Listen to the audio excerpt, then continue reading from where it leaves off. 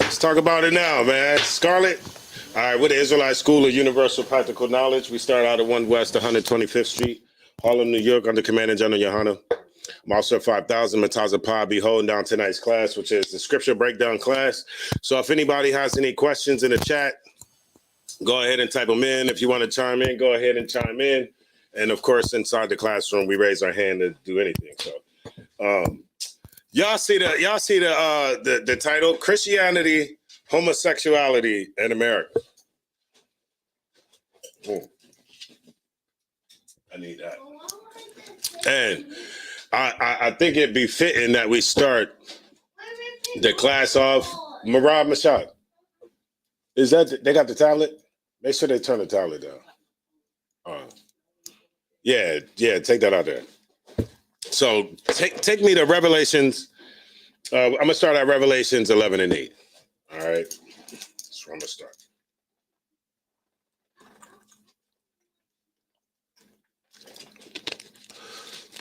And when I tell you the story, oh my God. You got it? Hold on, give me 1 second. Let me get there with you. Okay, man. All right. Yeah. Trying to put your brick in. Hold on 1 second. Let me get there.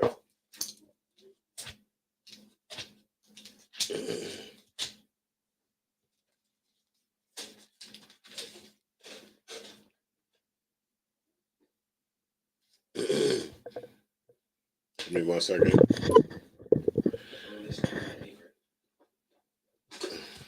Is that 11 and 8? What's the one that it says? Is that it? That's the one that says in their dead bodies. I'm looking for the one that say.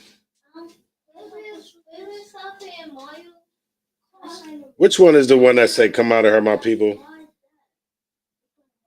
Give me that one. But definitely what goes with today, this Revelations 11 and 8 is spiritual. This place is called Spiritual Sodom and Spiritual Egypt. So, Chris, I'm going to ask you a question real quick. In this chapter, 11 and 8, even though I'm going to have you go to another scripture, this says, "And their dead bodies shall lie in the street of this great city." Oh, what you want? Oh, I got you. I want the one that... Which one you want? Come out of her, my people. I think that's Deuteronomy. That's ain't that Revelations? No, Revelations 18, I believe. Okay. I'll just move on. All right, I'll just move on.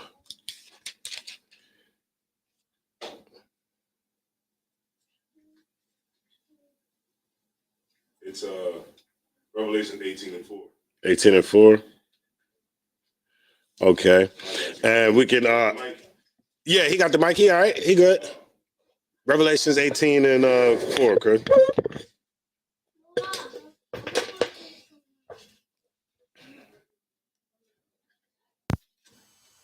Revelation chapter 18, verse 4. Uh-huh. And I heard another voice from heaven. And actually go up to verse 3. Revelation chapter 18, verse 3. For all nations have drunk of the wine of the wrath of her fornication. Right. So this is, of course, I think we read this before in this class, where this is John the Revelator. And John the Revelator, he's having a vision of Babylon, right? The fall of Babylon. And if you know anything about Bible history, you know that John the Revelator comes. Isn't this after the actual Babylon? Or is John the Revelator before? Anyway, he's having a vision on Babylon, the fall of Babylon. Now, this Babylon right here is synonymous with America. Okay. And it says that for all nations have drunk of the wine of the wrath of her fornication. And read on. And the kings of the earth have committed fornication with her. Mm-hmm. So all the kings, everybody is in bed with America, right? Okay, you can't even do any trade or commerce or anything like that unless you accept like the values of America. What comes with, what is like the values of America? You know, like the values or culture or the things being valued here in America. It is. End of the free. Like free. Yeah, they okay, so white people or America does value their freedom, right? They don't value your freedom. What else do they value? Money.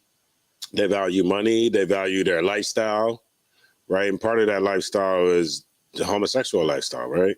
And so it says, and like when I mean all of these nations are like in bed with America, they accept American lifestyles. And a lot of these places are starting to like change their culture to be more accepting of American culture. You'll start to see a lot of American culture, like McDonald's. You'll start to see a lot of stuff seeping into other cultures that you probably would never see that kind of stuff, right? So you start to see all of these places are in bed with America. They accept all of the things that America do. Why? So that they can trade, so they can get a piece of the pie, right?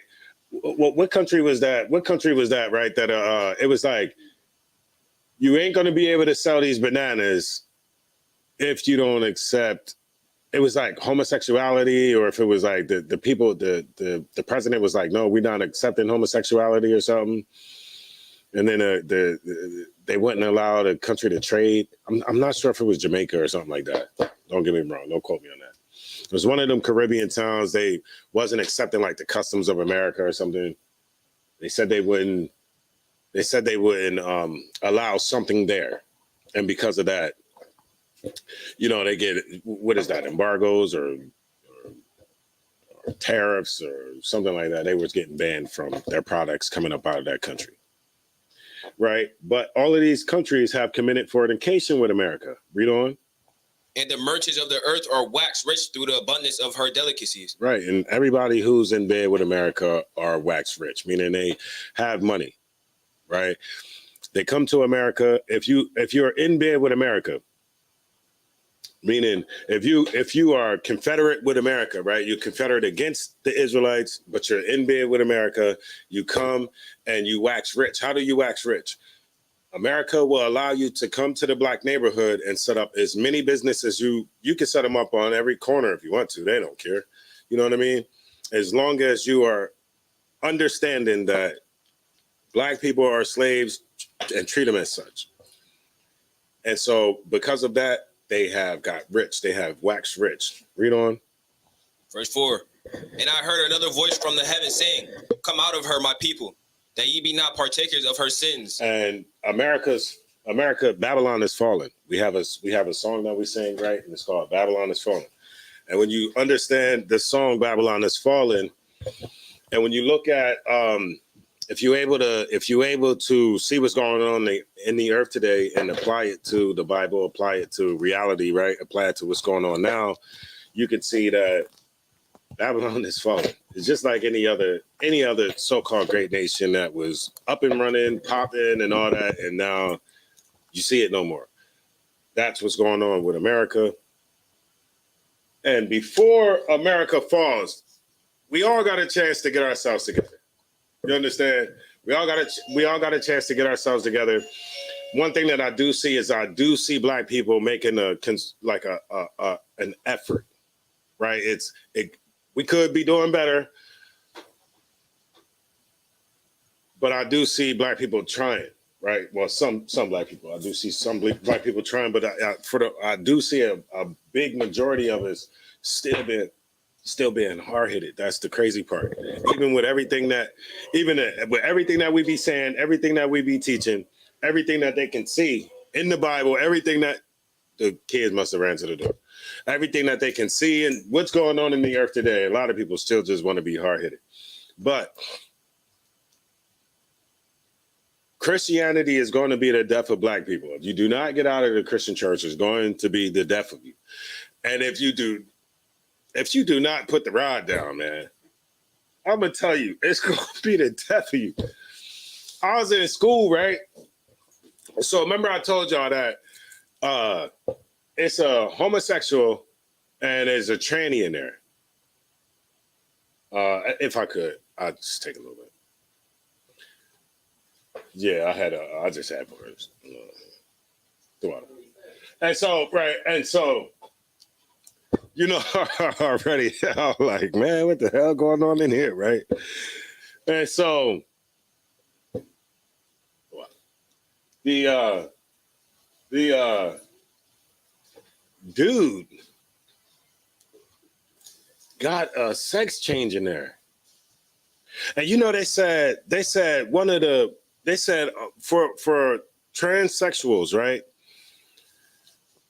who get their Johnson cut off and change into a female, or think you're not really changing into a female. You're just cutting your out. You're just castrating your devs. You're just cutting your out. That's all. You still can't change the X and Y chromosomes. You know what I'm saying? You still can't change the DNA.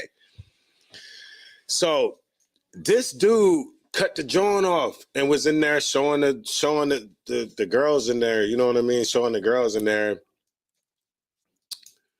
the new outfit, right?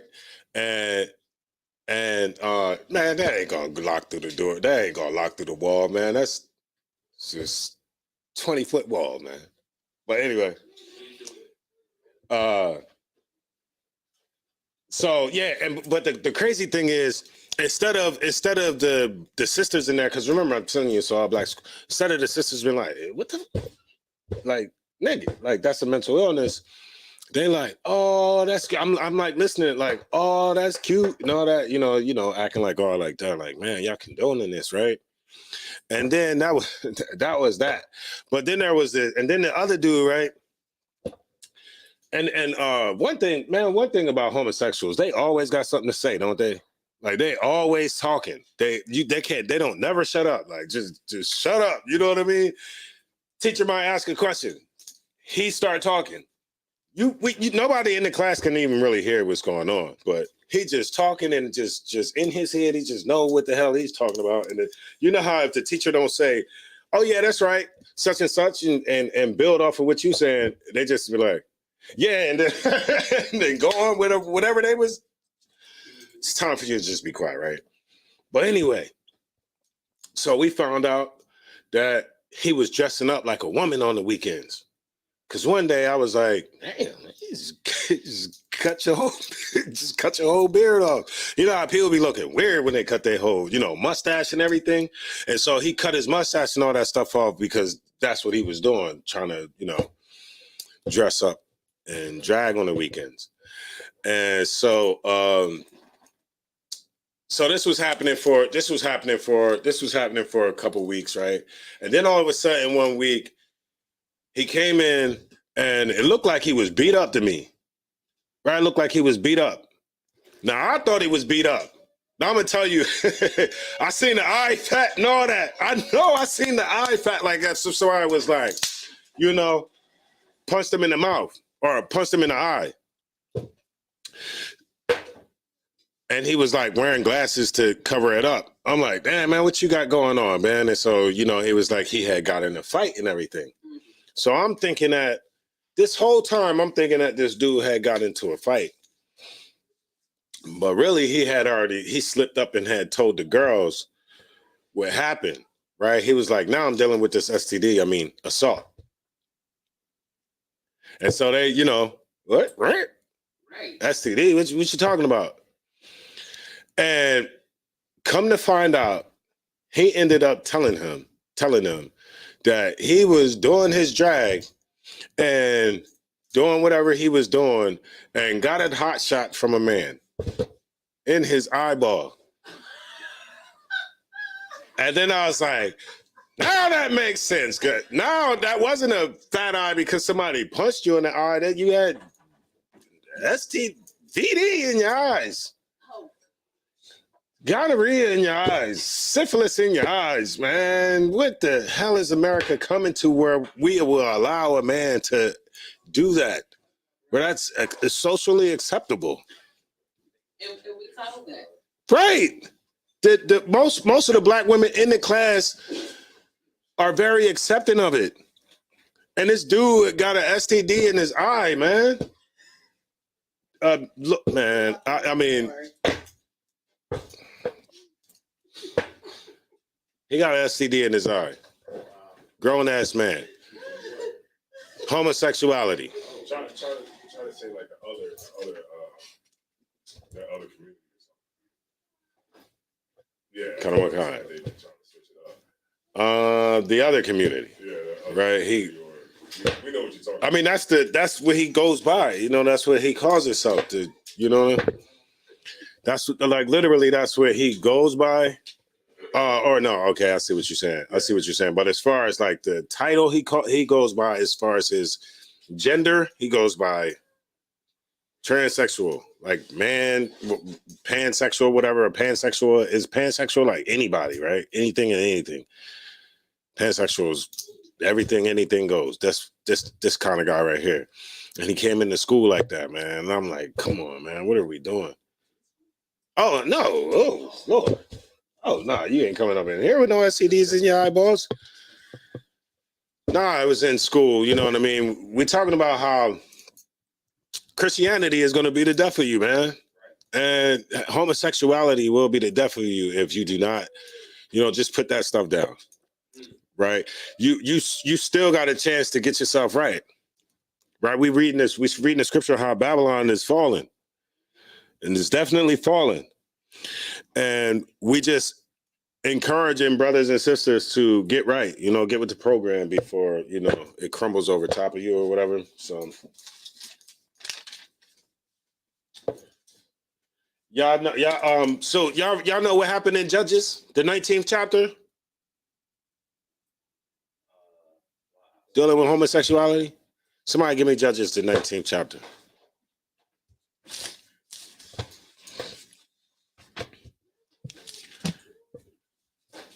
I make sure y'all got this in y'all arsenal, man, because what we about to read is not about no other nation. We about to read about Israel, right? And how this defective behavior is, go ahead, horrible and destructive. I don't know if y'all seen it or not. What's that? But anyways, they showed that an 18-year-old boy got his sex change. Mm-hmm. And he died on operating table. Ooh. Because he felt that he was trying the doctor used something from the prostate. To do what? Yeah, it's someone he wanted to get rid of his Johnson, and he wanted to get the peach. Mm-hmm. Split. Mm-hmm. But something wrong. The doctor did something that he had to do something with the prostate or something like that. Yeah. And he died on the operating. Oh, messing with his prostate. Yeah.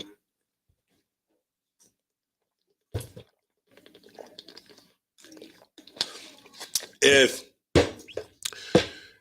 a man can start to call himself a woman, right? Women, right? Okay, look. Women in America, this is like this is the oppressors argument. I gotta watch my words now. We got a captain in the house. Gotta say no, I'm messing around. Anyway, so the oppressor, right? What they're saying now is, wait a minute. Women have fought for, special privileges or rights in America. And so now you're about to say that a man can now get these special rights that a woman can have.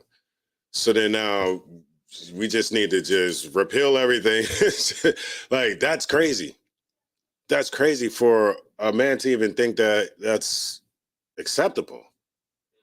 But what's crazy is you got two forces here in America, right? You have a force that's really pushing it hard, and then you have a force that's saying, no, this ain't right, this ain't right, this ain't right. But we're not being heard because everybody's so afraid of that.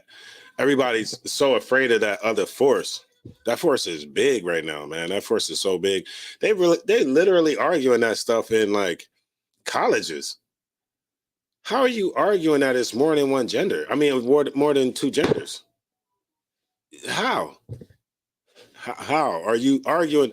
And then most of the people that argue that it's more than two genders say that they believe in the Bible.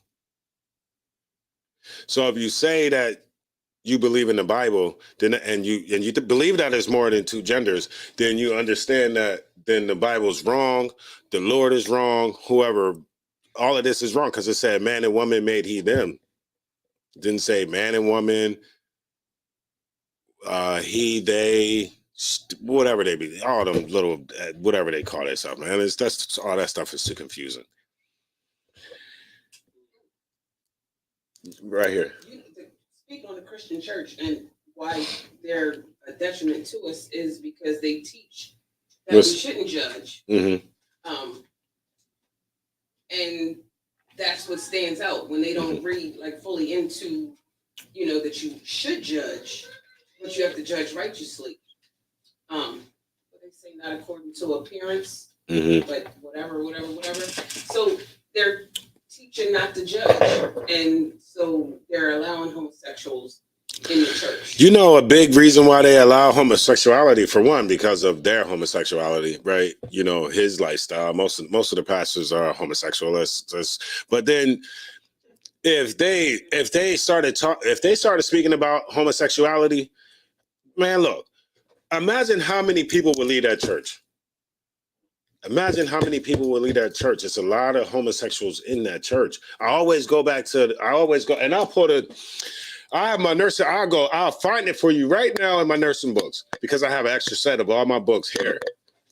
And it says that Black women, African American women, heterosexual Black American women have the highest rate of AIDS and HIV. How is that if they straight? That don't make sense. That means there's a lot of straight Black men giving them HIV. It didn't say lesbian women. It said heterosexual. These women are straight, but they're getting HIV from bisexual men claiming to be straight. What is the biggest religion? Where is all these men at? All of these men are in that church, man. They all in the church. It's fuller than what you think. Now, don't get me wrong. People are leaving out of the church, but it's still a lot of people in there. I don't know the guy's name. I think it might be like Todd or something. Where? Pastor Todd or something. He's like a Black dude. Mm-hmm. He might have like dreads or something. Mm-hmm. He's talking about, and he's pretty famous on like YouTube and Facebook. Mm-hmm. From what I can see, like the views he was getting. But he pretty much was like he wished that there was another option. He said he wished that God would have picked another option. He was like, I don't know. I wish God would have just made another option, male, female, and whatever else. He said, but I wasn't. He's a piece of garbage. Yeah, right. Yeah, he's a piece of garbage. And he think he can compromise with the Lord. And you can't compromise. Man, what the hell is wrong with you? We in this position thinking that we can compromise with the Lord. We thought we made a conscious decision at that mount to say, you know what, I'm gonna follow this contract.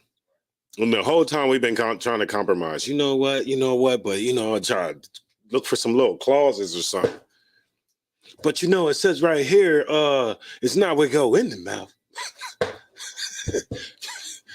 It's always trying to find a little clause or something. It's crazy. So and he's a piece of, like I said, he's a piece of garbage for that. And he's very popular. I don't even know who it is, but I'm sure he's very popular because of that speech right there.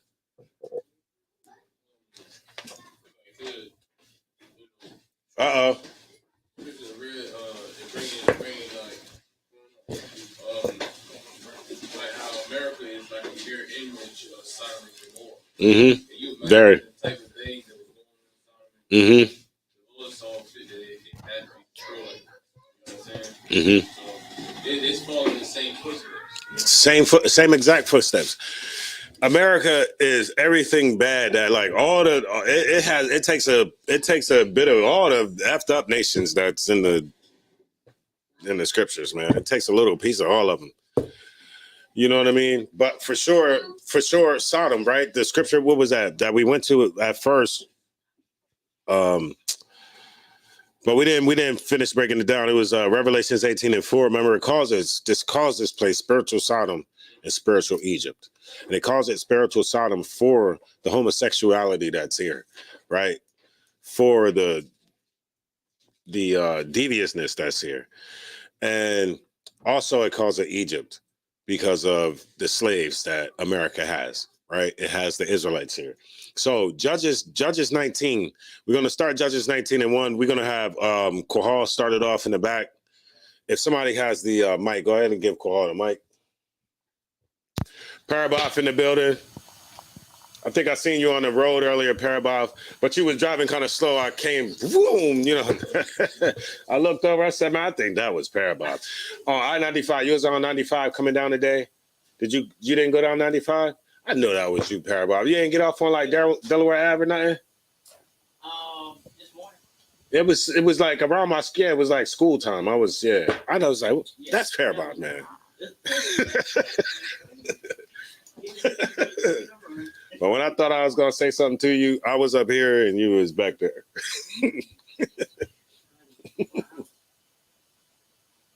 Want me to start at verse 1, sir? Yeah. We're gonna give a little backdrop. I might skip you around a little bit, but let's get it in. The book of Judges, chapter 19, verse 1. And it came to pass in those days when there was no king in Israel, that there was a certain Levite sojourning on the side of the Mount Ephraim, who took to him a concubine out of the Bethlehem, or slightly out of Bethlehem, Judah. Right. So we're talking about a brother, right? A Levite, all right, who has this concubine. Right. It says he's sojourning on the side of Mount Ephraim. So he's on the side of Mount Ephraim, and he took him a concubine out of Bethlehem, Judah. I have a question about that. Go ahead. So he's sojourning through Ephraim. a mount that's that's the northern kingdom, right? Ephraim? Ephraim is the northern. And were they at war during this time? Was they at war during this time? Because it's saying concubine, that's what's kind of throwing me off. Was they at war? I'll get back to you as far as the war at this time. I'll definitely get back to you on the as far as the war, like the actual history part. But he does have him a concubine. Right. All right. Nevertheless, he has a concubine from Bethlehem, Judah. Read on. What'd you say? Read on. And, verse 2. And his concubine played the whore against him. What'd she do?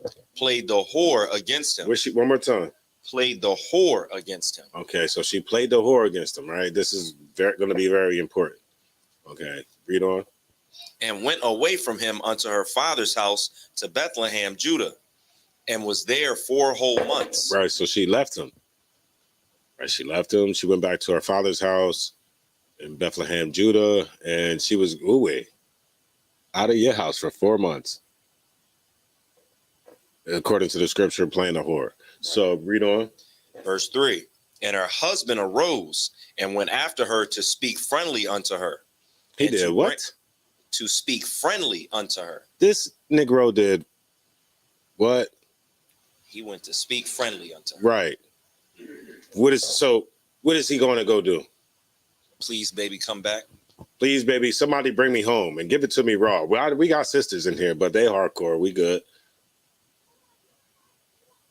So he's going to give it to me. Yeah. He knows, even though somebody else been with her, he's simping. He wants her back. He wants her back. Give it to me. Somebody. He chasing a whore. Right. Chasing a whore, man. That's what he's doing. He want to go and speak. What the hell is wrong with you? Being weak. Very. Right? He's being a simp, like you said. But I want chase the whore because the whore is in, whore is in the scripture. It says, and her husband arose and went after her to speak friendly. Baby, I miss you. I love you. Ooh wee. I just can't make it without you. Y'all know how y'all be, man. When she up and leave you, you start playing and keep sweating and Johnny Gill and all. I don't know what y'all be playing. Usher, you got it. You got y'all know what y'all be playing. It's like no. That Ray J One Wish. Right. Just come back. Just come back. It says, and read on. Friendly to her. Salakia, let me find my spot. Verse 3.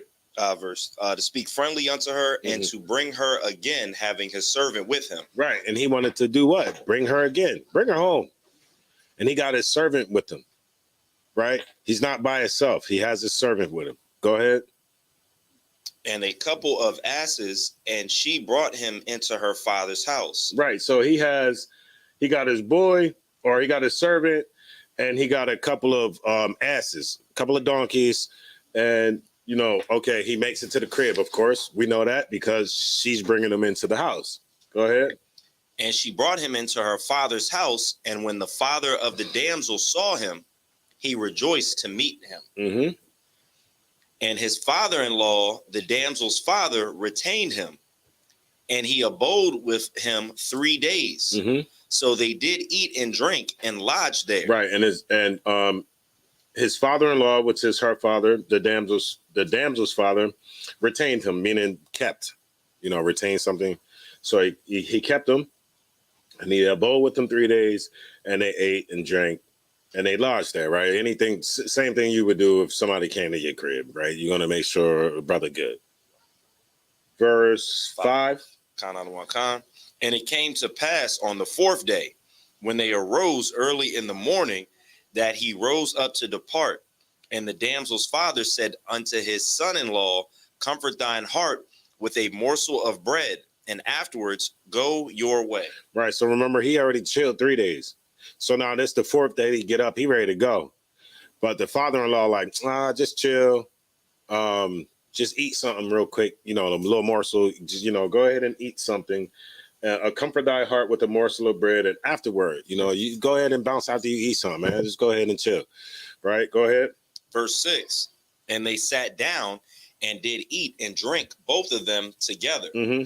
The damsel's father had said unto the man, mm-hmm. Be content, I pray thee, and tarry all night, and let thine heart be merry. Right. So he like, man, you ain't gotta go nowhere, man. You know what I mean? Just chill. You know what I mean? Mi casa su casa. You ain't gotta go no. You ain't gotta take that long journey, man. You going way back to Mount Ephraim and all that. That's kind of long, brother. You might as well just chill. Like he's telling them. First he said, eat, and then leave. Then after they ate and chilled, then he's like, man, just tarry another night. Like just chill another night. Go ahead. And when the man rose up to depart, his father-in-law urged him. Therefore, he lodged there again.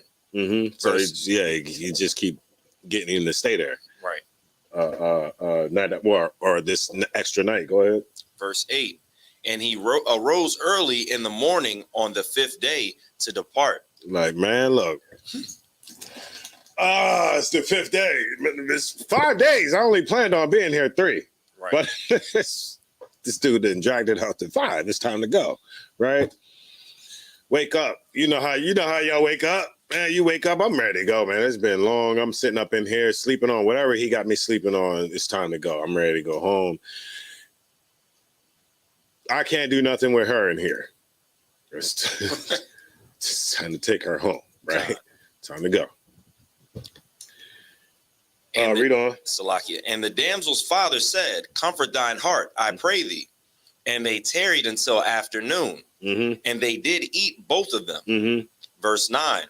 And when the man rose up to depart, and his concubine and his servant, his father-in-law, the damsel's father, said unto him, Behold now, the day draweth toward evening. Like, look, man, you tripping. Now it's the 5th day. We didn't ate. I'm ready to go by this point. Now you like, look, it's evening time. It's evening. Of course, you know where we going at with this. He's trying to get him to stay again. Go ahead. I pray you tarry all night. Behold, the day groweth to an end. Lodge here, that thine heart may be merry. Mm-hmm. And tomorrow get you early on your way. So, Salaki, go ahead. That thou mayest go home. Right. So he's saying, stay here another day. This is what, the 5th day? 5th day, Got him to stay a whole nother day. But this time he like, look, man, after tonight, y'all just go home in the morning. Right? Pretty much just saying, like, it then got to the point where it's just like, all right, just tarry all night. But behold, the day grow up to an end. Lodge here that thine heart be merry. And tomorrow get you up early on your way, and thou mayest go home. Verse 10. Verse 10. But the man would not tarry that night, but he rose up and departed and came over against Jebus. Right. So he like, nah, no, we're not going to do that. Not going to sit here until the morning. I'm going to leave here at night. Okay. I'm going to leave here at night. And he came against Jebus, which is Jerusalem. Read on. And there were with him 2 asses saddled. His concubine also was with him. Verse 11. Verse 11. I'm gonna give it to Kwayaswan. Verse 11.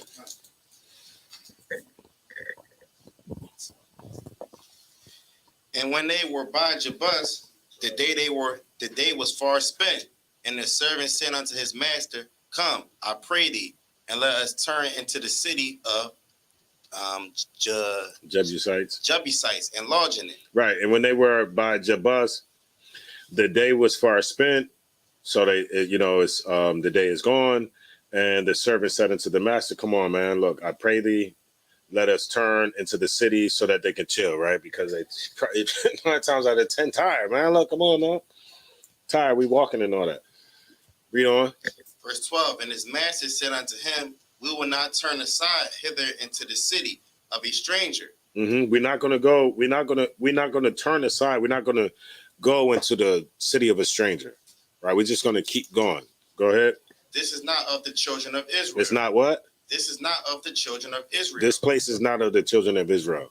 This is not a place where I want to, like, where I can feel comfortable, because this is not my people. Right? Read on. We will pass over to Jebet. Verse 13. And he said unto his servant, Come, and let us draw near to one of these places to lodge all night in Jebet or Ramah. Mm-hmm. 14. And they passed on and went their way, and the sun went down upon them when they were in Jebet, which belongeth to Benjamin. Right. So now they down by and they passed on and went their way, and the sun went down upon them when they were by Jebet, which belonged to Benjamin. So now they in the land of Benjamin, a city that belongs to Benjamin. Right. Go ahead. Verse 15. And they turned aside thither to go in and lodge in Jebet. And when they went in, he sat down in the street of the city, Mm-hmm. for there was no man. So now he's in the streets of he's in the streets of this city called Jebet, right? That's owned by the Benjamites. And he said, what did it say? For there was no man. He said, it said, for there is no man around, right? There's no man in sight. What verse is that again? Verse 15, sir. Salakia. For there was no man that took them. Oh, Salakia. He sat down in the street of the city. Read on. For there was no man that took them into his house to lodging. Right. So nobody would bring them in. Like nobody would bring them in. Like, hey, brother, y'all could just stay here for the night, just chill to the morning time. So now he's in the streets at nighttime in this city called Jebet, which is owned by the Benjamites. Right? Who a Benjamite in here? Anybody a Benjamite? No, we all Judah? Okay. That's what go ahead. Verse 16. And behold, there came an old man from his work out of the field, and even, which was also of Mount Ephraim. Right. So another brother who came out an older brother came out the field from after his work. And he was from Ephraim over there where, remember the brothers, that's where he came from, Mount Ephraim. Right, go ahead. And he sojourned in Jebet, but the men of the place were Benjamites. Verse 17. And when he had lifted up his eyes, and he saw a wayfaring man in the street of the city, and the old man said, Whither goest thou? And whence comest thou? Right, where you going and where you coming from, man? Right, go ahead. Verse 18. And he said unto him, We are passing from Bethlehem, Judah, toward the side of Mount Ephraim. Right. He's going from the where his concubine lived and her father to back to where he lived, the side of Mount Ephraim. Go ahead. From thence am I, and I went to Bethlehem, Judah, but I am now going to the house of the Lord. Right. He's telling them where he's coming and going. He's telling them what his business is. Go ahead. There is no man that receiveth me to his house. Right. There's nobody that brought me in the crib, man. There ain't nobody letting me in. I done knocked on Quahal door. Quahal and act like he ain't hear nobody.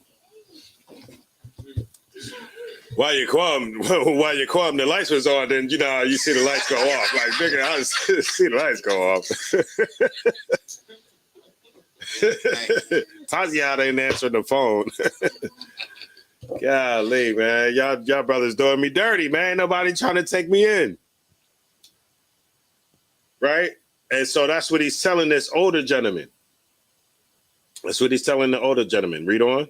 Verse 19, yet there is both straw and provender for our asses. Right, there's both straw and y'all give me the word provender. Somebody, so I'll make sure I ain't tripping out. I'm almost pretty sure it's food. It's been a while since ask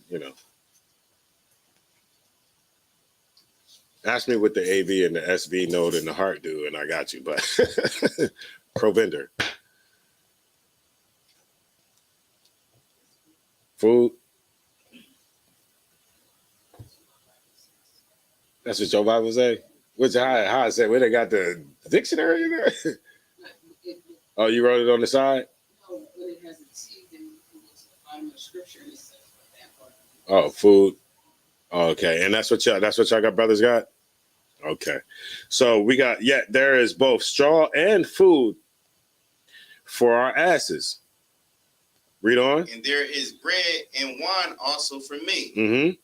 And for thy handmaid and for thy young man, which is with thy servants, there is no want of anything. Like y'all just come to the crib, y'all good. The animals is good, y'all good. Come on. Ain't no need for like your servant to, we good, he's good. Your girl, she's good. Y'all come on. Read on. And the old man said, peace be with thee. Mm-hmm. Whosoever let all thy wants lie upon me, only lodge not in the street. Right. Let your wants lie upon me, but don't lodge in the streets, man. Let me take care of you. Anything that you need, anything you want, let it lie upon me. Let me take care of that. Right. Just don't chill in the streets. Right. And what you're going to see is in the passages. No, that sounds so Christian. In the precepts coming forth, you're going to see that this is damn near a warning. Almost as if he knows, like, yo, you don't want to be in the streets here at night. Brother, come on and come into the crib, bring the animals, and bring your boy and come on. You feel me? Like anything that you need, rest on me tonight. Let me take care of you. But don't be in the streets. Read on. Verse 21, so he brought him into his house and gave him provender. So he brought him into the house, gave him food. He gave him provender unto the asses, Mm-hmm. and they ate and they washed their feet, and they did eat and drink. Right. So they came into the crib. So of course, they listened to him. When they came into the house, and he fed the animals, and they washed up and everything. You know how we do. You washed up and everything, but you better not come down there. My mom be like, man, go wash your hands, man. You come in there smelling like air. Y'all know, for some reason, your parents always say you smell like the outside. Right. You better go wash your hands before you try to come down here and eat something out of this damn refrigerator, this kitchen. So they washed up and they ate.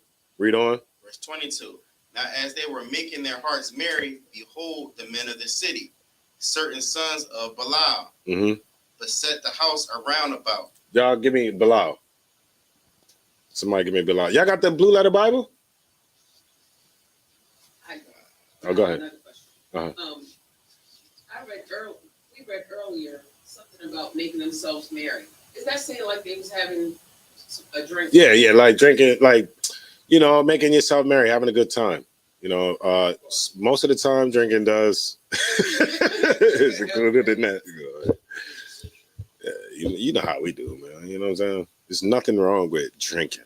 Now, if drinking turns into you beating up your rib or you becoming, you know, like somebody who is not you, then yeah, of course that's a problem.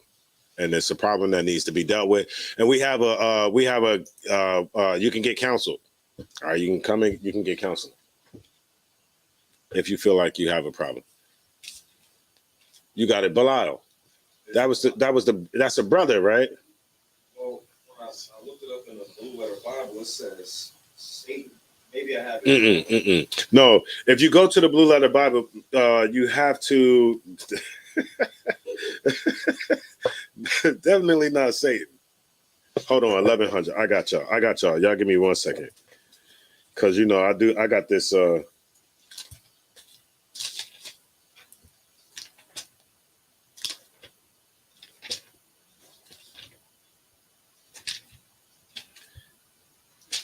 They got some definitions and stuff. 1100. Now give me 1 second. I got you.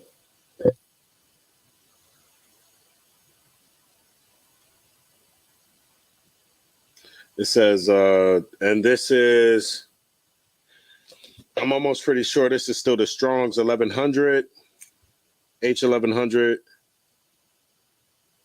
Without profit, working, destruction, wickedness, Belial, evil, naughty, ungodly men, wicked.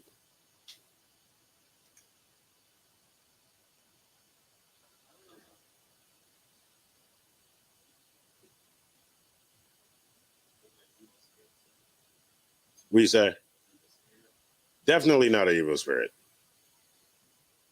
You got the blue letter? What the blue letter say? The Belial. Because I'm almost pretty sure it's like two definitions, like a dude too, right? It said this it's the same. It's like a god. the sons of Belial. Yeah, it's like the people who worship. Okay, that's what you had. So like I just messed up. I got you. The water. I now I had to just make clarification because I'm not sure what he was looking. Mm-hmm. Evil.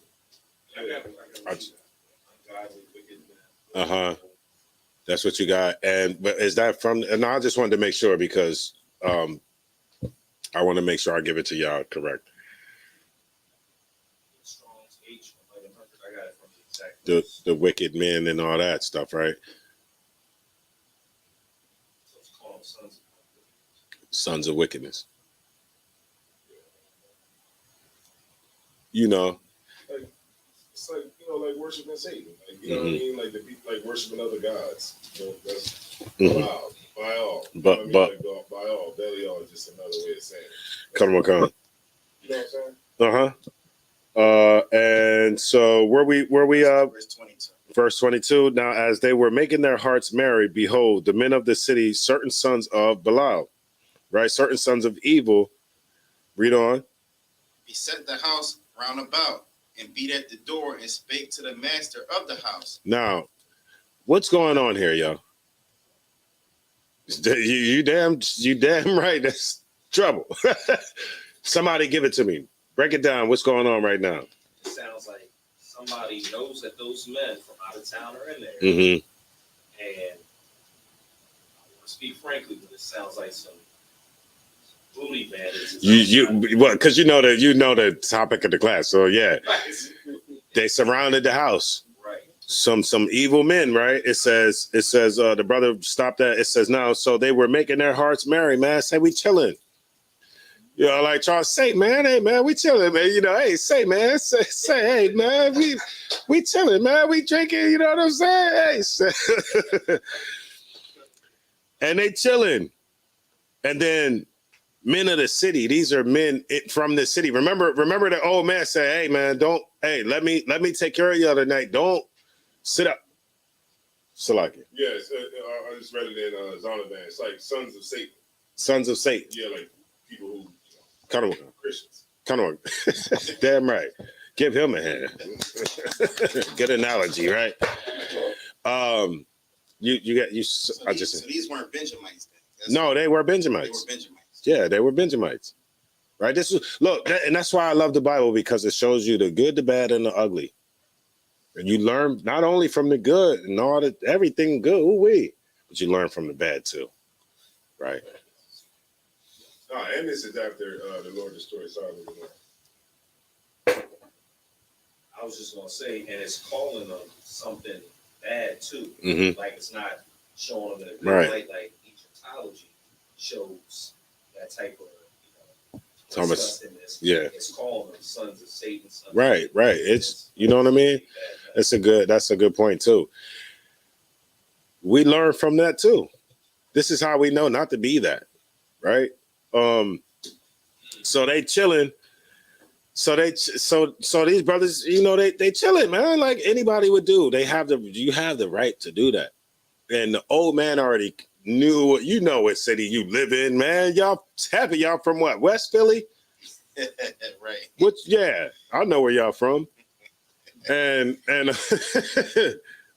or what, the west side of Delaware.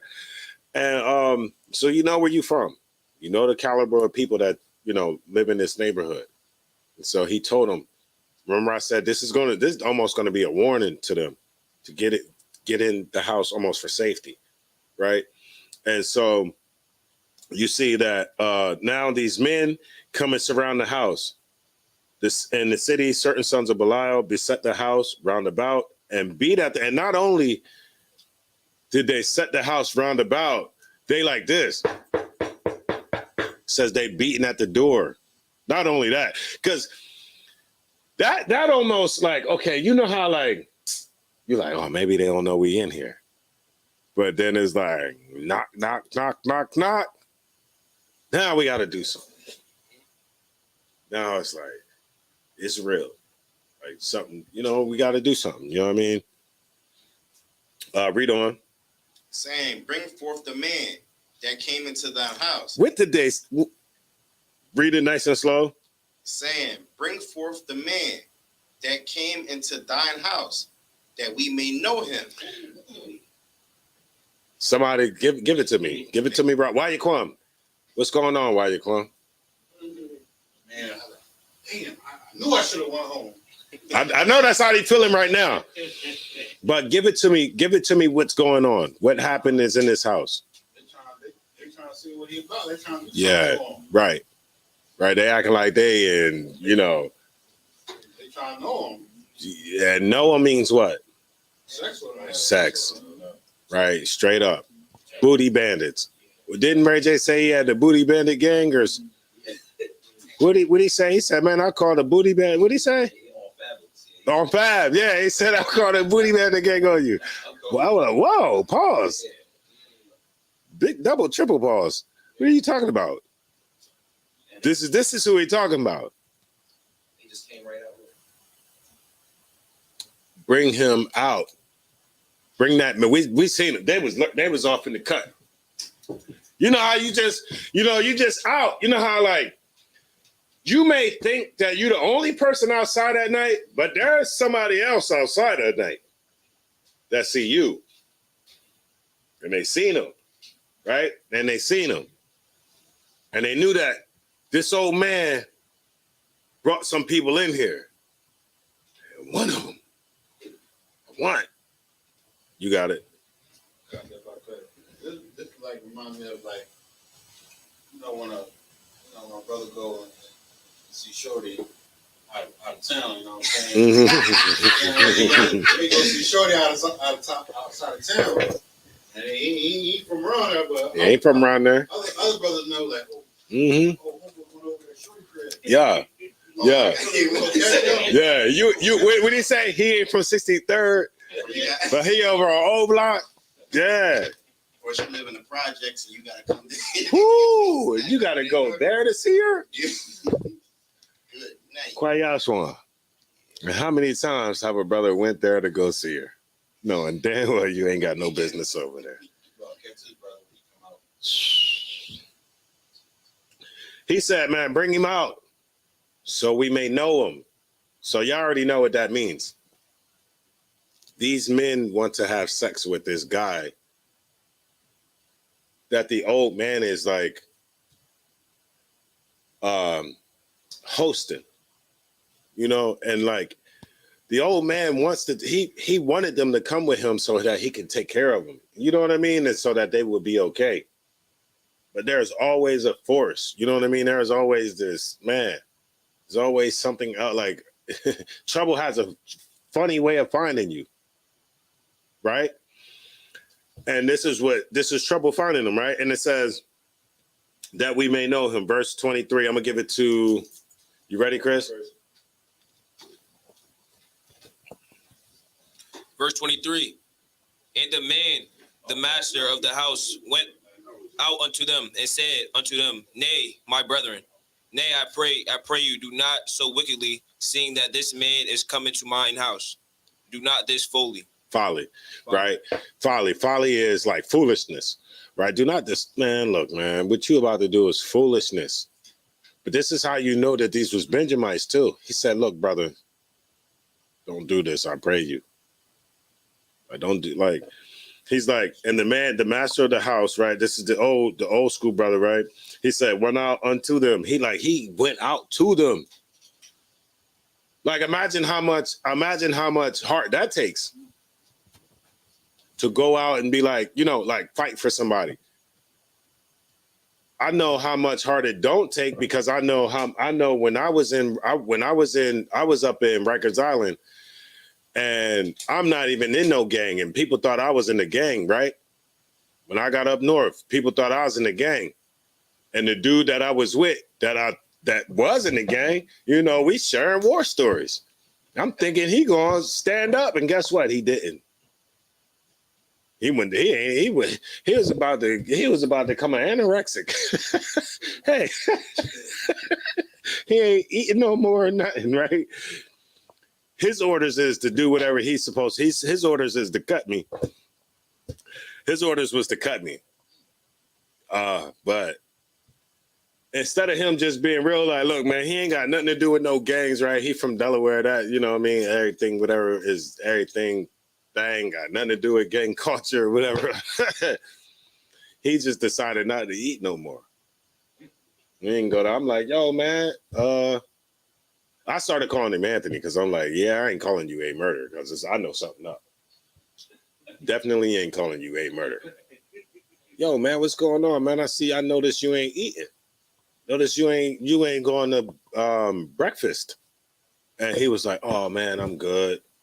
Cause you know me, I'm the type of person, right? I grew up and I understand bullying. And I understand certain things. And so as I was growing up, I learned how to check everything right then and there. I don't let nothing slide or nothing you know what I mean? I check everything that I see right then and there. And I noticed you ain't hanging out with me. And it turned out to be one of them issues where he was just afraid. He was afraid to say, like, he don't have nothing to do with this gang stuff.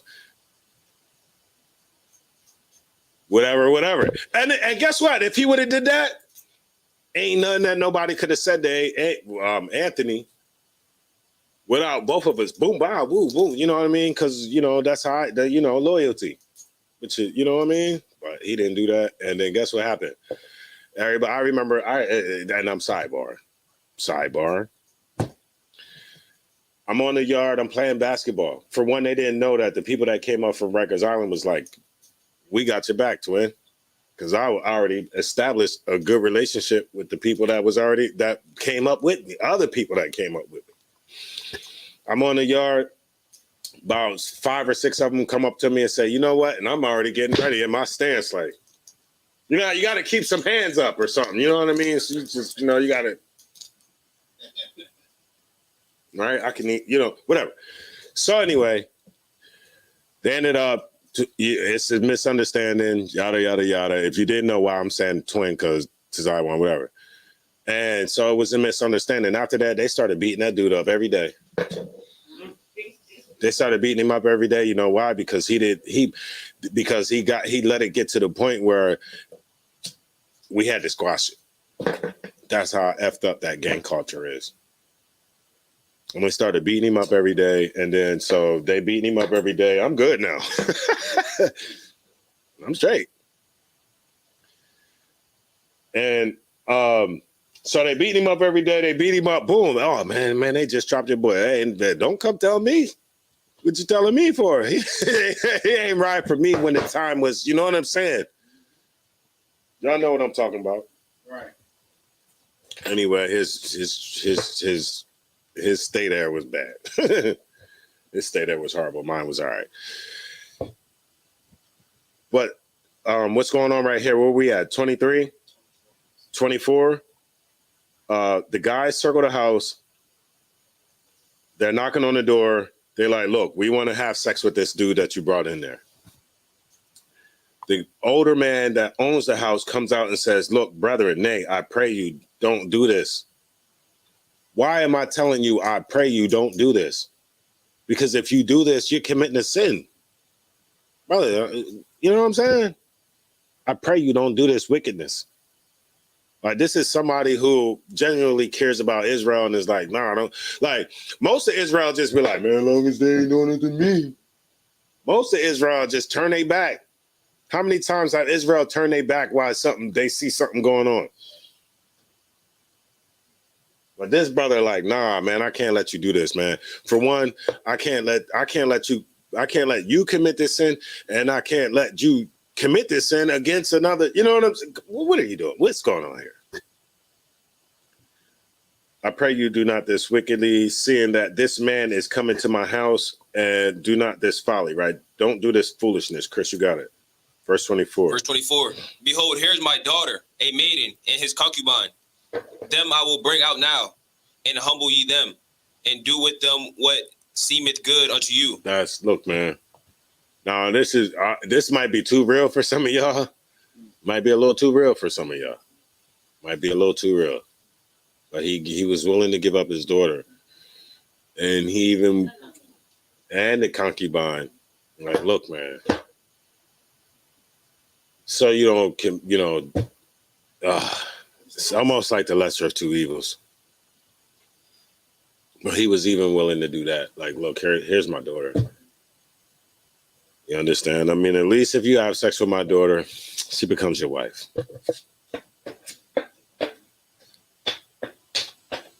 Did I say it was right, Kwayashwan? I didn't say it was right. Did I say I would do the same thing? Now I would go fight. Like, yo, the hell is y'all doing? So the story is so what we reading here is hardcoreness at its core. What we reading is we reading things that's not right in Israel. Things that, when you start to look at the law, statutes, and commandments, the law, statutes, and commandments it's supposed to fix this kind of stuff right here. Right? This is why homosexuality is not good. This is why you just and this don't make and think of this. You got camps out there that teach us you could just rape women. That's not okay. You see, it's not okay. It's not okay that you could just rape women. All right, this brother is who? That'd be hard to do. Right? Okay, read on. But unto this man do not so vile a thing. Do what? Do not so vile a thing. Do what? Do not so vile a thing. Man, I was looking at what was I looking at? That was King Von and them. And they was like, yo, man, yeah, that was King Von and them. And they said that if you go to jail in Chicago, what they do is they'll have somebody knock you out. That was Rico Reckless. Who was it? Rico Reckless. That was Rico Reckless? They are from Chicago, ain't they? Yeah. Yeah, they are, yeah. Where they, yeah. And y'all can check it out for yourself, man. It ain't no really like raping. It's just more like violation type thing, but it's still, you know what I mean? Like, what is, what? Look at the level of mental illness that we have sunk into, where that would even be something that's even cool or something to laugh about or something that we, you know what I mean? To knock what? You know what I'm talking about? You already know. All of y'all are on TikTok or in Facebook and all that stuff. And pretty much, I forgot where I seen it. It was on YouTube. And they were saying because when something like that happens, family has to be notified. Oh, yeah, that's right. The person is embarrassed. Right, because it says that he was like sexually done something too. Even though there was nothing that was like, you know, Physically penetrating. right, it was still, It had the family has to be notified. That's right. That's the part that's horrible. Just so your family, just to try to embarrass you. But I'm willing to crack your cheeks open and hock a loogie in them. Salakia.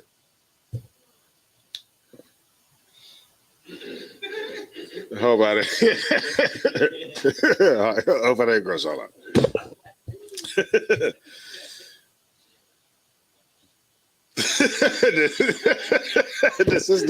The sisters old school. They know what I'm talking about. Y'all younger folks might not know what a loogie is. Y'all might not know what a loogie is, but we know what a loogie is. And just out of jail. But let me tell you something. I may go to jail. Man, there's been instances where, you know what I mean, I've been at camp and the police come and just start taking everybody. Right. I'm like, whoa, what just happened? Yeah, what just happened? But I don't care, man. I'm man, look. You come over here with that loogie. Yeah. I will turn that. And that's what brothers had a hard time with. Losing good time. I'm gonna turn that good time into a long time. I'm not playing that. I'll teach. And the Lord said, "Be an officer, right? Up in what? I'm not playing that. See my kids right through the fence. He right here. I was like, right over that glass. Y'all know what I'm talking about? At the glass. And be, I'm different. I'm a different breed. Trust me. Behold, here is my daughter, a maiden, and his concubine. Them I will bring out now. Humble ye them. Y'all know what I'm talking. Y'all, come on. Right? And do with them what seemeth good unto you, but unto this man do not so vile a thing. Right? Verse 25. Verse 25. But the men would not hearken to him. But the men would not what? Hearken to him. The men would not hearken to him. What does that mean? They ain't listening. You got this tenderoni out here. Oh, you didn't put two of them in. Ooh, not one, but two. Right? And what they like, I don't want that. Get that out of here. What is that? Get out of here. Right? And think of 2 dime pieces. And that's how I can put you in the mindset. You see 2 ooh-wee, ooh-wee. And the Negro like, get out of there. Get them out of here. I don't want that. Exactly. What'd he say? Yeah, man, look. Gripping him up. What he is like, I like it wet and squirmy. Like, I like it. What he say? Oh, y'all know what they're talking about, man. But look, they like, get that out of here. That's Boondocks. One is squirmy. Oh, yeah. Police jumps.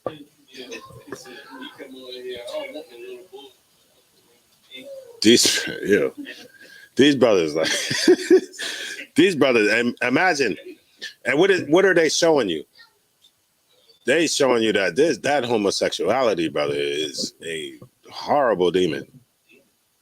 Super demon. Like, being in the top, it tells you this is a period of time that Israel. Yeah. Right. Remember, this is Judges. Con, you perfect. Right. So that's what happens. When we don't have righteous leadership, and then you just follow after whatever you see. This is what can happen to a stiff-necked people. right? People that just, oh, wait, look, and one thing you can't do is you cannot teach an Israelite that the laws, statutes, that we don't have any laws. You cannot teach an Israelite that the law, statutes, and commandments is done away with, that we don't have no laws to follow, because guess what we're going to do? We're going to take sinning, nigga, and make it look good. We're going to take sinning and make it look like, ooh, the whole earth need to be doing this, right? And that's, you cannot teach black people that. That's why the Christian church is so destructive, because that's what they do. They teach you that you can break the laws. They teach you everything that the Bible teaches you, they go opposite that. Right? Opposite. They might as well just take this and just be like, ah.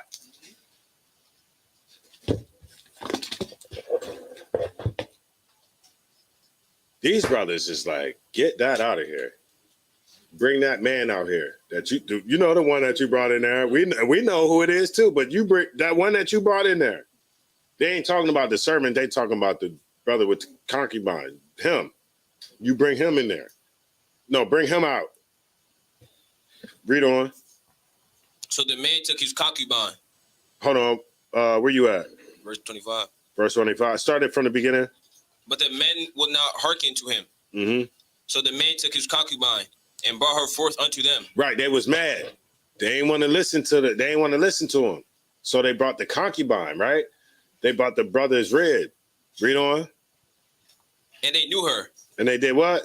They knew her. They did what? They knew her. What does that mean, y'all? You got it right. They had sex with her, right? Violent men that's, at first they didn't even want to have sex with this girl. They was so adamant about having sex with this man, right? That when the brother was staunch on, nah, man, don't, nah. They literally started to have sex with this woman. And what does that show you? That shows you that you should never let your woman hang around a gay man, because a gay man will have sex with her. If he cannot have that gay man, he will have sex with that straight woman. Understand that. All right. And it says, because they couldn't get that man, they took the woman. And it says they knew her. So they had sex with her. Read on. And abused her all the night until the morning. And they did what? Abused her all the night until the morning. Man, where else are you going to learn that that homosexual spirit is a violent spirit? Not only is it just gay and just whatever, or just, and when I say gay, I mean happy. Not only is it this happy spirit, it's also a violent spirit, as we can see from scripture, right? This is the proof in the pudding. This is from scripture, right? What Paul said, the things that was written beforehand or forehand was written for our learning. This is how we learn, right? Christians do not want to touch the Old Testament, but this is how you learn. It says they knew her and abused her. So they knew her. So they was having sex with her and beating her up all night, man. That's what's going on right here. Right? Is it a pretty story? No, it's not a pretty story. This is what happened. Read on. And when the day began to spring, they let her go. And then when the day started to spring, right, they let her go. Read on. 26. Then came the woman in the dawning of the day, and fell down at the door of the man's house where. Go ahead, keep going. Of the man's house where her Lord was, till it was light. Right. So then came the dawning of the day, right? So the dawning of the day coming. And at the door, and so it says, then came the woman. So apparently she's up and she's walking, right? Then came the woman into the dawning of the day, and she fell at the door. She fell at the door of the house where her Lord was at, right? Where my man is at. So just picture that. She falls out the door. Read on, verse 27. And her Lord rose up in the morning. And so my man, he gets up. It's morning time. Get up. And opened the doors of the house and went out to go his way. And so he opens the door to the house, right? And then he goes his way. So he opens up the door and he goes to step out. Read on. And behold, the woman, his concubine, was falling down at the door of the house. So imagine you open up the door, bow, and you about to step out, and she's right there. Go ahead. and her hands were upon the threshold. Right. So her hands is upon if this is the door opening, her hands is on the threshold. It's like he ain't really care. Is it just me? Like he just woke up and just like it's a normal day. Like he ain't rush out the door looking for his rib. Like he just got up. Like It do say he just got up. So I'm gonna just say he got up. I'm not gonna add any conjecture to it. Right. He just got up and he's leaving out the house and he sees her. And her hands is in the doorway. I ain't gonna add nothing to it, right? Go ahead. Verse 28. And he said unto her, Up, and let us be going. And so he like, get up. Let's go, man. okay. Get up. Get up. Nah.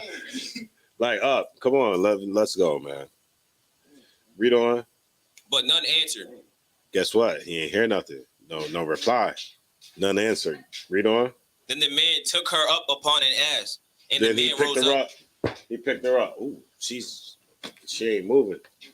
Come on, baby. You know what I mean? Put her up on the ass, right? Go ahead. And gat him unto his place. And did what? Gat him up to his place. So he went home. Go ahead. Verse 29. And when he was come into his house. So now he's home. Where he from? You remember where he from? Huh? Mount Ephraim, right? Go ahead. He took a knife. So now he got back to his crib. And he did what? He took a what? Took a knife. He took a knife and did what? And laid hold on his concubine. And did what? And laid hold on his concubine. So he got a knife and he grabs her, right? Y'all already know what lay hold of. Go ahead. And divided her. And did what? Divided her. Somebody tell me what's going on. What happened? Okay. Go ahead. Together with her bones. Mm-hmm. Into 12 pieces. And set her into How many? 12 pieces. Why do you think he cutting her up into 12 pieces? Tell child. Give this brother a hand. Oh, young men can't answer that. She not his rib anyway, though, right? She She's already cocky, didn't slip out, right?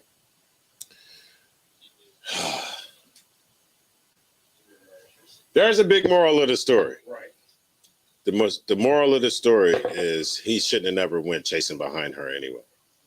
If he would have never went chasing behind her, all of this wouldn't have happened. See what I'm saying? Because he went chasing behind her. Then what happened? He went and he started to bring her home. Got tired. Now you in this place where I'm going to put you in this mindset, right? And it wasn't me chasing after my rib or not. Let me not say that. But just let me put you in the mindset of being in somewhere where you know you're not supposed to be at. So I went to go get a pager one day. Y'all know what I'm talking about. Sky pager. Y'all, you don't know what a sky pager is, man. I went to go get a beeper. Went to go get a beeper. It was at the time where, remember the Fabulous, it was like, bring the, I think it was ring. Remember it was like this, the John where it was like gray and I would flip it up like that and I could still, the sky pager. It's called like a sidekick or something like that. Or... Well, it wasn't, no, I had the sidekick. It was before the sidekick though. Okay. Before the sky, but it was literally a pager. It's a pager, but at this pager before the sky, the pager did go like this. It was gray. It could go like this. And I can type yeah. But it was top of the line for pages before the sidekick. I remember that because my sidekick used to have the screen that would go. Y'all know what I'm talking about. Get the pager, man. I'm walking down the street, and you know how you get this feeling like I knew I shouldn't have came down here. As I'm coming down the street, somebody tried me. That's like the feeling that I could put you in. Like you just know you're not supposed to be there. You know what I mean?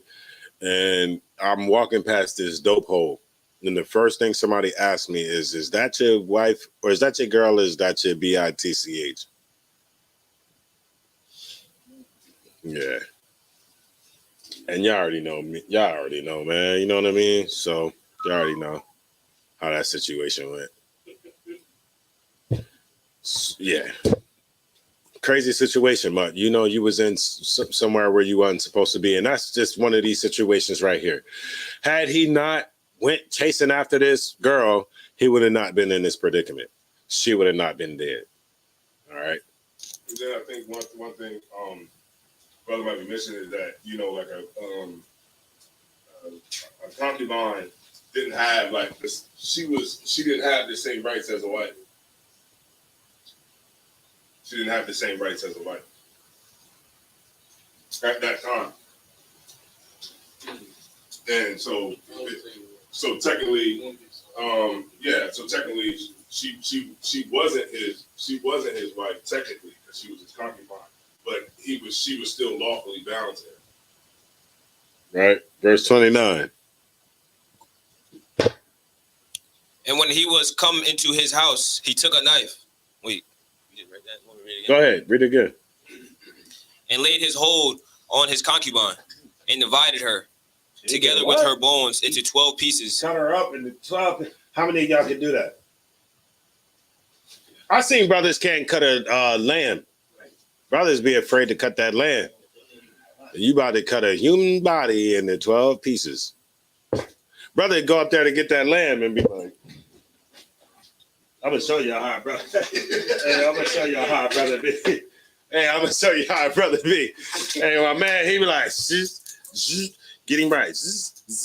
Then he hand it to you. Then the brother get up there and be like, brother be like, man, look, I kill roaches. Rats. Stuff like that. Brother ain't never killed nothing. And, you know, he's doing this, but it's for a reason. Right? Read on. And sent her into all the coast of Israel. He sent her into what? All the coast of Israel. Who said for the 12 tribes of Israel? That was you, right, Chris? Right. He sent her into all the coasts of Israel, right? Everybody gets a piece. So that, why do you think he cut the body up into 12 pieces and sent a piece to every tribe? Give me a little bit more.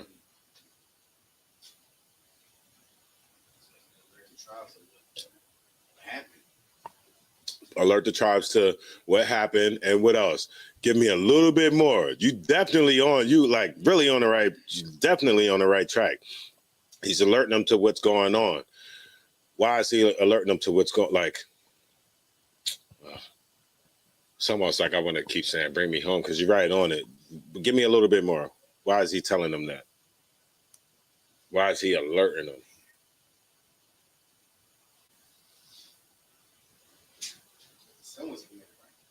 Right, a sin is committed. I'm gonna give it to you for that. Give it to him. We're gonna give it to him, right? Definitely, because a sin was committed. And I'm alerting everybody to this sin that's going on in goddamn Benjamin. What's going on if I don't say nothing about this sin? We all going into captivity, goddamn it. This is what's going on here, man. In this city of Jabi, this is what's going on here. And everybody need to know what's going on so we can check this. Because if this behavior doesn't get checked, what happens? Slavery. We all know what happens. We don't go into slavery because all of us messing up. We go into slavery because, you know, for the most part, it's everybody. But you already know, everybody, righteous brothers was still in that slavery too. Ezekiel and all them brothers was still in the slavery.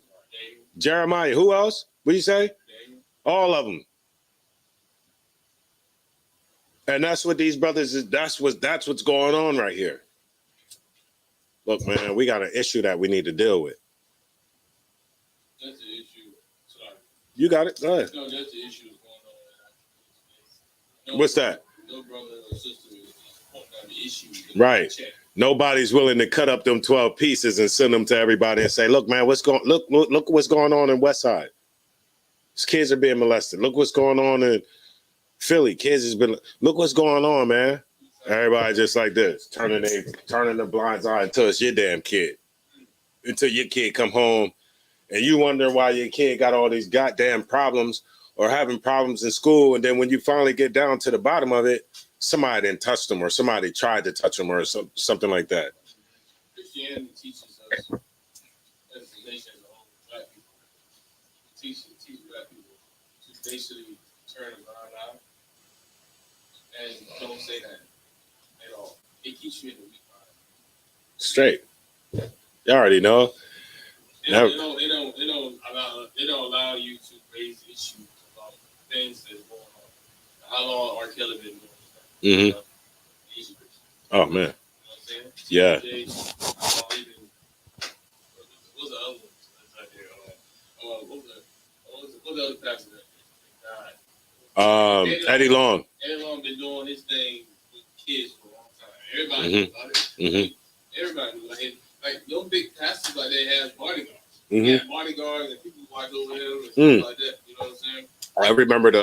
I remember the general called me. I remember Eddie Long died on a Sunday.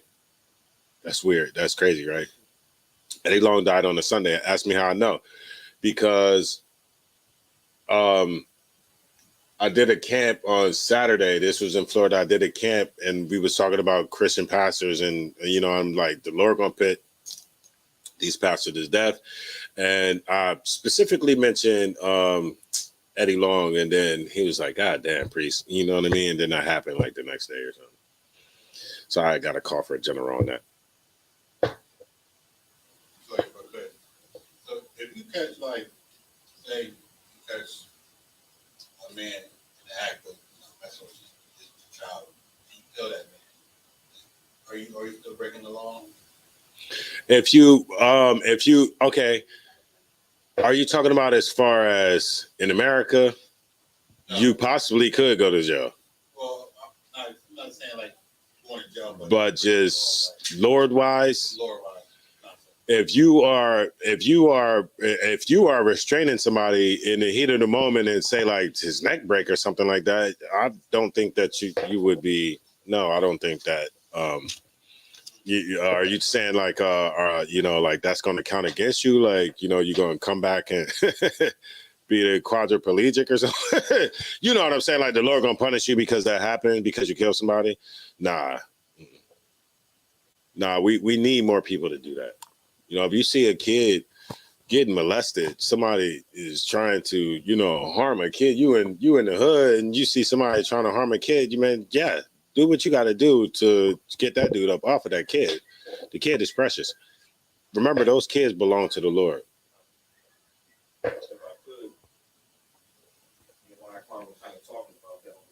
Okay, what was it? Reminded me of a story Mm-hmm. that there was this karate instructor. These are heathens, but it was a karate instructor who had kidnapped a little boy that was under his tutelage. Mm-hmm. They couldn't find him, and he got molested with him. Mm. So the father caught the dude at the airport and Mm-hmm. escorted him to court, back his head off. Mm-hmm. And in that situation, be something that the Lord would. Okay, so in that situation, that's getting your own revenge. You see what I'm saying? You still gotta let the Lord, like, okay, I'll give you another one. That's gonna be a hard one. If a woman gets raped by you know what I mean? We don't encourage her to go have no abortion, because then she'll be doing what? Then we'll be encouraging her to do what? Okay. These are rough topics. Of course, there are few and far in between. You know, this is not something that we deal with every day. However, people who these pro-life people, pro-abortion, they'll try to say that that's the reason why women are getting abortion. That's the first excuse or argument that they'll run to. They'll say, well, what if she gets raped? How many women are having babies behind the rape? The statistic is less than 1%. It is. I looked it up myself. It was like Pew Research. You know, I go on Pew Research studies or something like that. Less than 1%. So that's a straw man argument. You just want to have raw. So like, Parabolic, close your ears. So like, nah. You just want to have raw. You just want to do it raw and not have no consequences behind it. Just forget about what happens when you do grown-up stuff. All right, so let me get a scripture.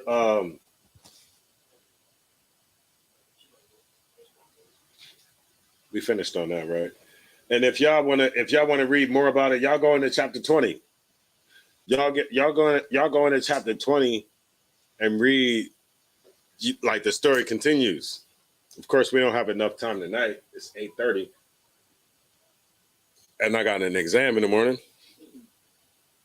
But read that story, man. Y'all go back and read all this history. It's really good history, and it's a good teaching tool.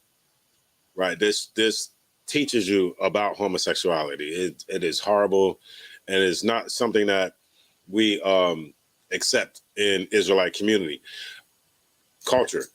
I had to write, you know, in school you got to write discussions and stuff, and why did they ask me about my culture and give me some things about my culture? And so, you know, when I get asked stuff like that, I just got to be real. You know why? Because everybody else is real about their culture. You know why I gotta dumb mine down or something like that? No, I'm not. I never dumb mine down. I give it to the teacher straight up. Straight up. You can't. Some of the greatest minds get recognized for being the greatest minds because they give it to you straight. They don't like sugarcoat it. You know what I mean? It's crazy. So I'm straight up when you know, whenever I'm asked a question about my culture and stuff like that. Y'all give me faint in the day of adversity. Somebody look that up for me. Faint in the day of adversity. And it's gonna be my last question. I'm gonna get up out of here. Look like we got some what's that, sausage? Parabob, you made some sausages? Okay. Look like some beans and stuff back there too. All right.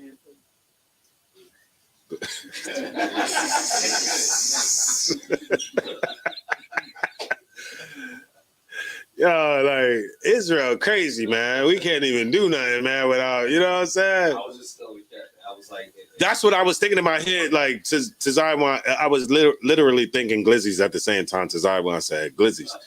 But, man, we we can't even eat nothing in Israel.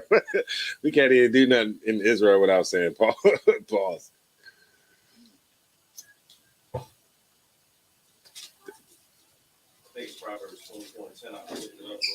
Faint in the day of adversity. You sure it's not the King? You sure it's not in the Apocrypha? Oh, it might be. Let me see what you got. The book of Proverbs, chapter 24, verse 10. Mm-hmm. If thou faint in the day of adversity, Definitely is a good one. thy strength is small. Look, if you faint in the day of adversity, somebody break that down for me. Is that almost like you're walking and you're following the law, or you're following the truth while it's easy, but then when something challenging comes against you, you fumble it. Mm-hmm. That means you didn't have the strength of the person. Right. That's perfect. That's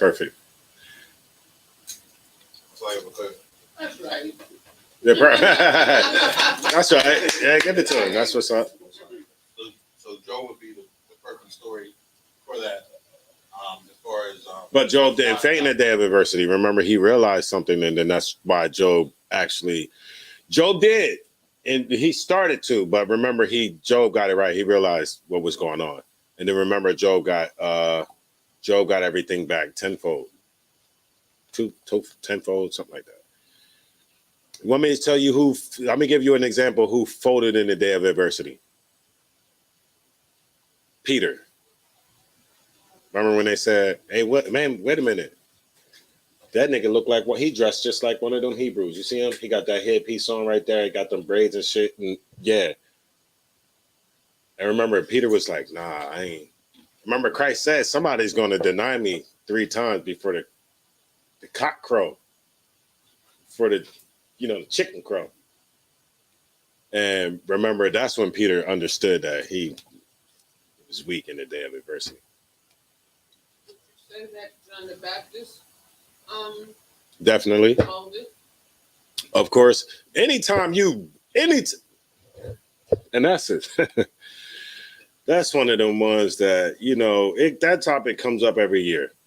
You're going to hear John the Baptist come up every year. One thing you need to understand about John the Baptist.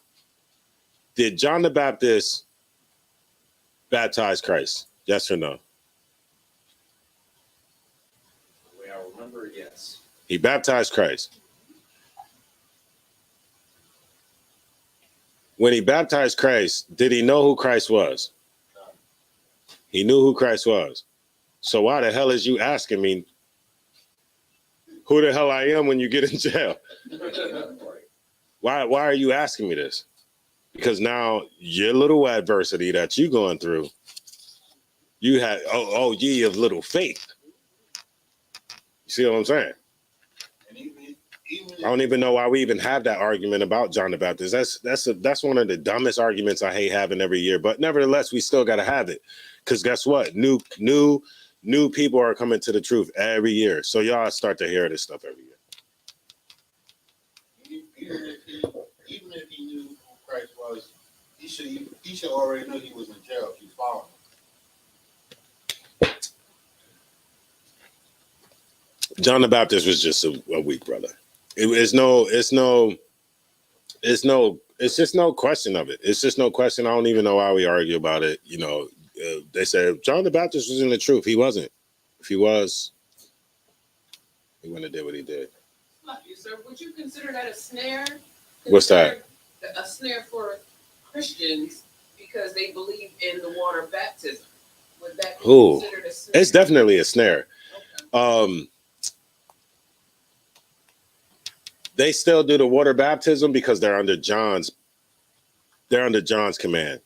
They're under John's, what you would say, what, baptism? They're under John's baptism. Right? They don't understand that you don't, if you dunk a homosexual in water, he's still going to be just a wet homosexual. We saw when a dude was talking about he was dating women now. He said he didn't like men's no more. Remember that? That's so funny. That's one of the funniest. He said, I don't like men's no more. The way you just said that clearly said that you like men's. Women. He said, women.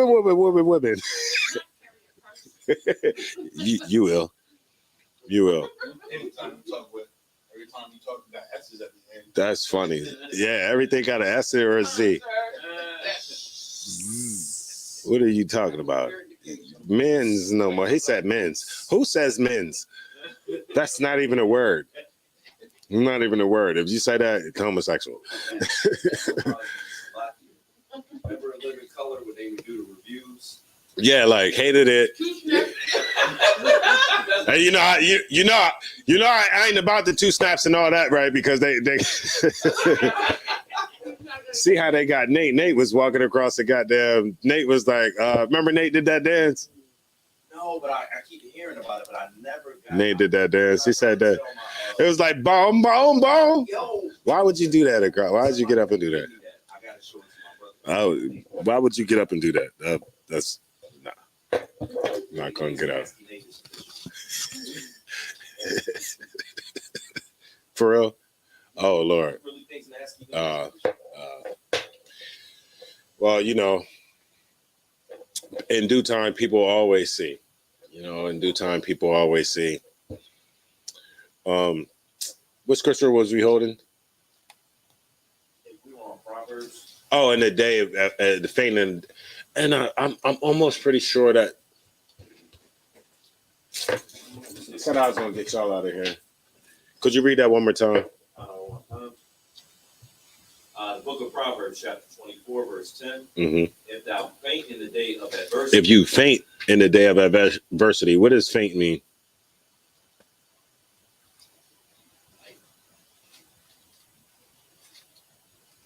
If you don't know, look it up.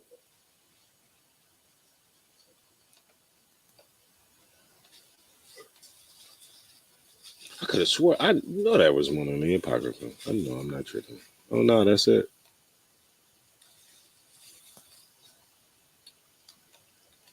Dang. I know there's one in the Apocrypha somewhere.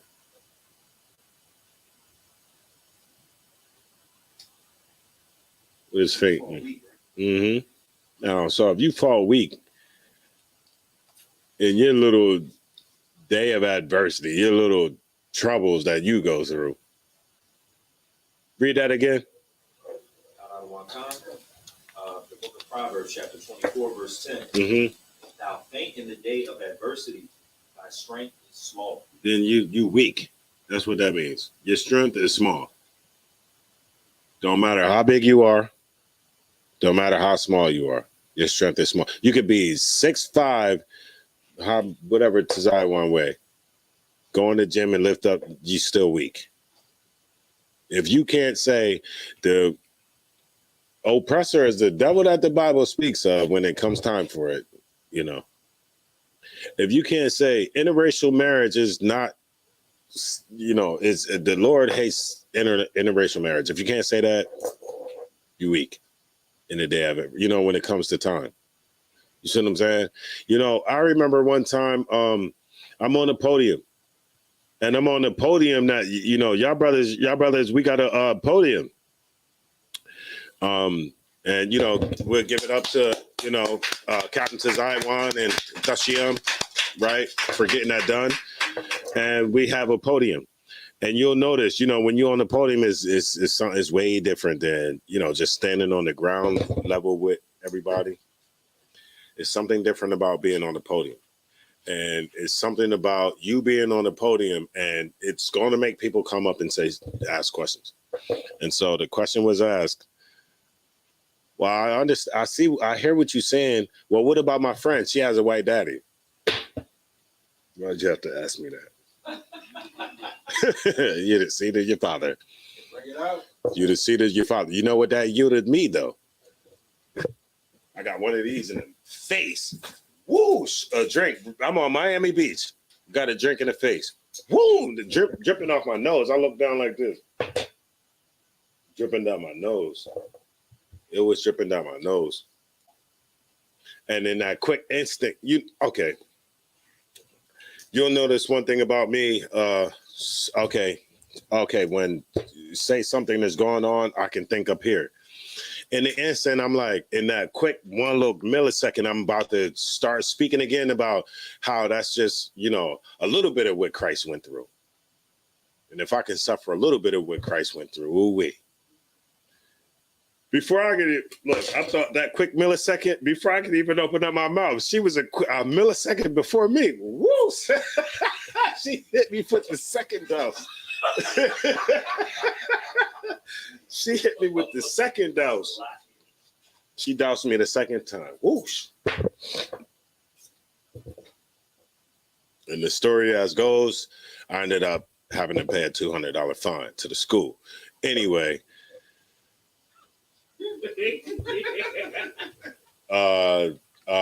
if you faint in the day of adversity, man, you're weak. And so even at that moment, I understood where I was weak. You see what I'm saying? Like at that point, I understood, you know, I was new in the truth. At that point, one thing that I understood is that I needed to control my emotions. You see what I mean? And how I was able to understand that it is possible. It is possible to control your emotions.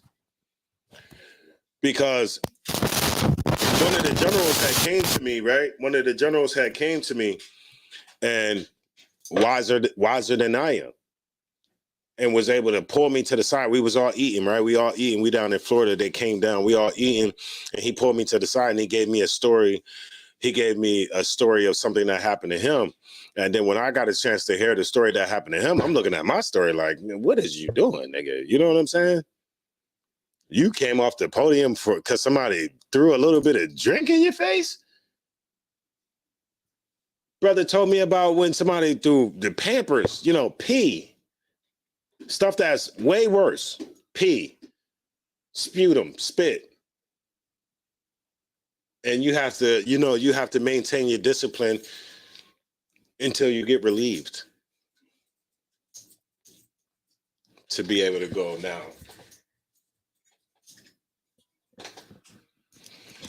You understand what I'm saying? So I understood that where I went wrong, and needless to say, that made me stronger.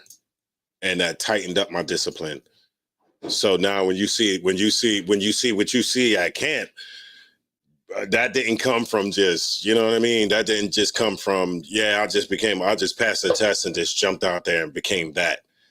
That came from, years of, stuff. Anyway, if you faint in the day of adversity, you weak, right? The Christian church, time and time again, has proven that they're weak. Right. Whenever the earth is like, well, all right, let's see if this is right or wrong. Let's see if this is right or wrong. Let's ask the Christian church.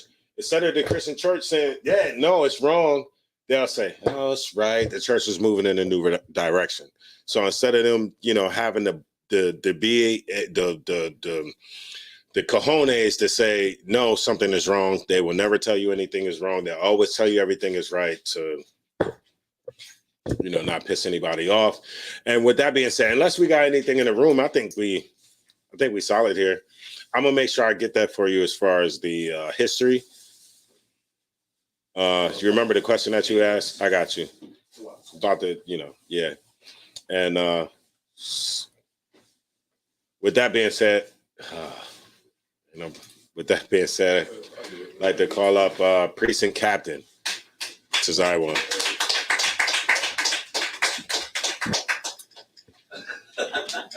So that was a little weird, just calling the captain up here. All right. ISUBK security announcements. Rule for new brother and sister. When a new brother and sister come into the school, they're off limits for 6 months. They'll be to be saluted only. They're here to